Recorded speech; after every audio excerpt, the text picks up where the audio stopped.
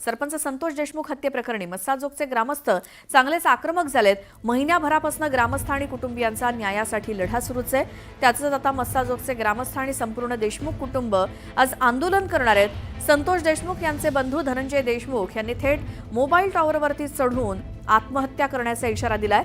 वाल्मिक कराडवरती 302 चा गुन्हा दाखल करून मकोका लावावा आणि फरार आरोपी कृष्णा आंधळेला तात्काळ अटक करावी अशी मागणी देशमुख कुटुंबासोबतच ग्रामस्थांनी केली आहे। जोपर्यंत वाल्मिक कराडवर मकोका लागत नाही तोपर्यंत आम्ही आंदोलन करणार असल्याचा तीव्र इशारा मस्साजोगच्या ग्रामस्थांनी दिला। याच संदर्भात मस्साजोगमध्ये सर्व ग्रामस्थांची बैठक झाली आणि या बैठकीत हा तीव्र आंदोलनाचा निर्णय झाला। त्यामुळे मस्साजोगमध्ये वातावरण आणखीनच तापण्याची शक्यता आहे।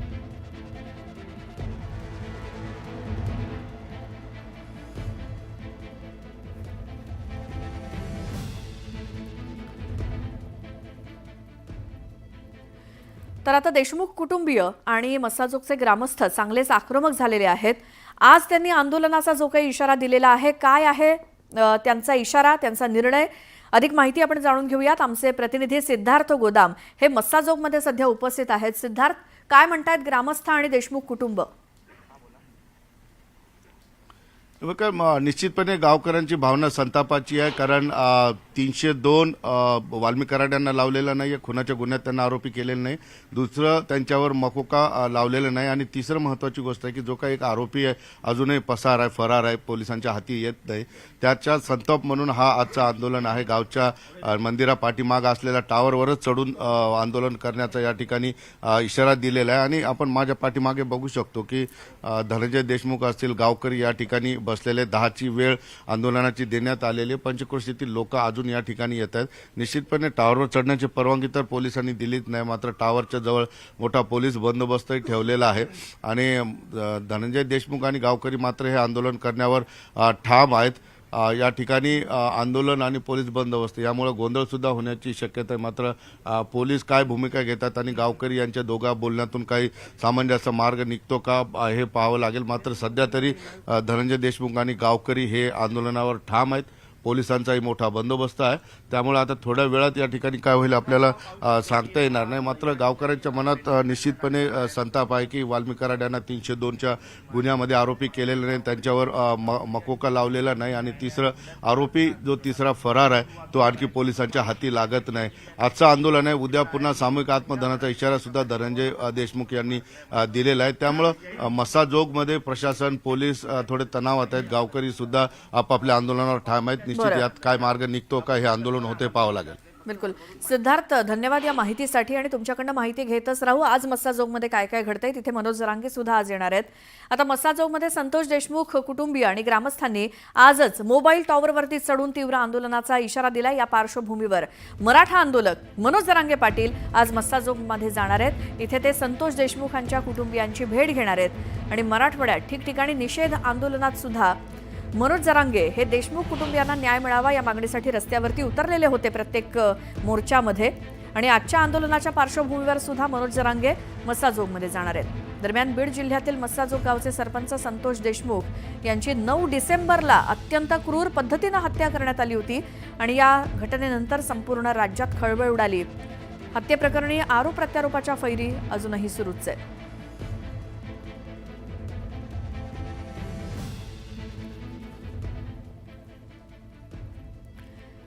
आणि आता बातमी राजकीय वर्तुळातून सामनाच्या अग्रलेखातनं काँग्रेसला घरचा आहेर देण्यात आलाय। देशामध्ये इंडिया आघाडी आणि राज्यामध्ये महाविकास आघाडी हे एक त्रांगडच झालंय अशी भावना लोकांमध्ये निर्माण झाली असेल तर त्याला जबाबदार कोण असा सवाल सामनातनं उपस्थित करण्यात आलाय। या दोन्ही आघाड्या निस्तेज आणि निष्क्रिय ठरतायत का, आणि असं जर असेल तर देशासाठी हे काही बरं नाही असं थेट भाष्य सामनातनं करण्यात आलंय। हमारे जो साथी है सब, जो हम एक दूसरे के साथ डायलॉग करते हैं, ये उनकी मन की भावना है कि इंडिया ब्लॉक, जो इंडिया आघाड़ी जो है, इंडिया गठबंधन है, वो और मजबूत होना चाहिए। देश के सामने जो संकट है, समस्या है, सबसे बड़ी समस्या मोदी और शाह है। उनकी तानाशाही है, संविधान के ऊपर जो हमले हो रहे हैं ये सबसे बड़ा संकट है।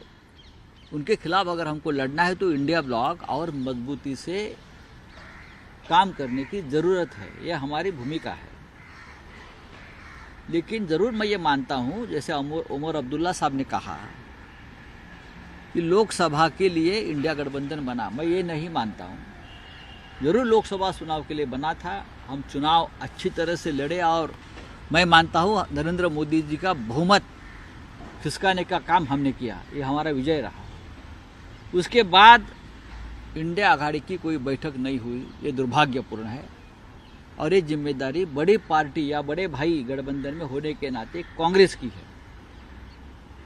कांग्रेस की जिम्मेदारी हमारी नहीं है, ये कांग्रेस की जिम्मेदारी है। तो आने वाले दिनों में अगर इंडिया गठबंधन बचाना चाहते हैं और ताकतवर बनाना चाहते हैं। संजय राऊत बोलत होते. दुसरीकडे काँग्रेसला सामनामधनं घरचा आहेर देण्यात आलाय, तर विधानसभा निवडणुकीपूर्वी भूसंपादनाची अधिसूचना रद्द केलेल्या नागपूर ते गोवा शक्तीपीठ महामार्गासाठी महाराष्ट्र राज्य रस्ते विकास महामंडळानं पुन्हा हालचाली सुरू केल्या आहेत. या महामार्गासाठी पर्यावरण मंजुरीची प्रक्रिया MSRDCनं सुरू केली आणि त्यासाठी केंद्रीय पर्यावरण मंत्रालयाकडे प्रस्ताव सादर करण्यात आलाय. त्यामुळे या महामार्गासाठी भूसंपादनाची अधिसूचना लवकरच काढली जाण्याची शक्यता वर्तवली जाते.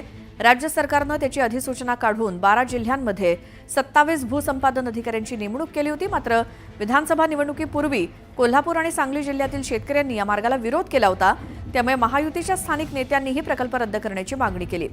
सप्टेंबरमध्ये या महामार्गाची भूसंपादनाची अधिसूचना राज्य सरकारनं रद्द केली होती. आता निवडणुका संपताच पुन्हा या प्रकल्पासाठी MSRDCनं हालचाली सुरू केल्या आहेत.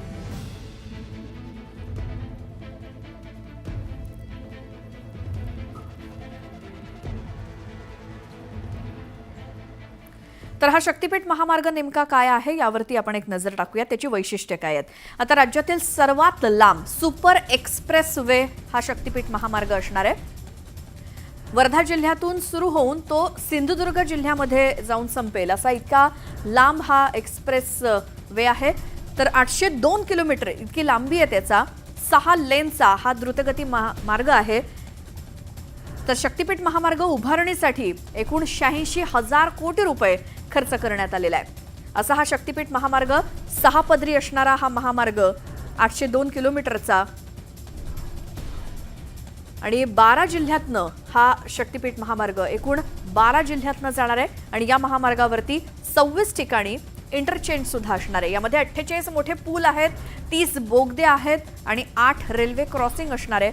असा हा शक्तीपीठ महामार्ग 2025 मध्ये या महामार्गाचं भूमिपूजन खरं तर प्रस्तावित आहे आणि 2030 मध्ये सर्वसामान्यांसाठी हा महामार्ग खुला होण्याची शक्यता आहे. आणि सध्या नागपूरवरून गोव्याला जाण्यासाठी रस्त्यानं जे काय 18 तास लागतात ते शक्तीपीठ महामार्गामुळे कमी होणार आहेत. या संदर्भात आपण अधिक माहिती घेऊयात. आमचे प्रतिनिधी कृष्णा आवटी आपल्या सोबत आहेत. कृष्णा, या शक्तीपीठ महामार्गासंदर्भातले काय अपडेट्स आहेत आपल्याकडे?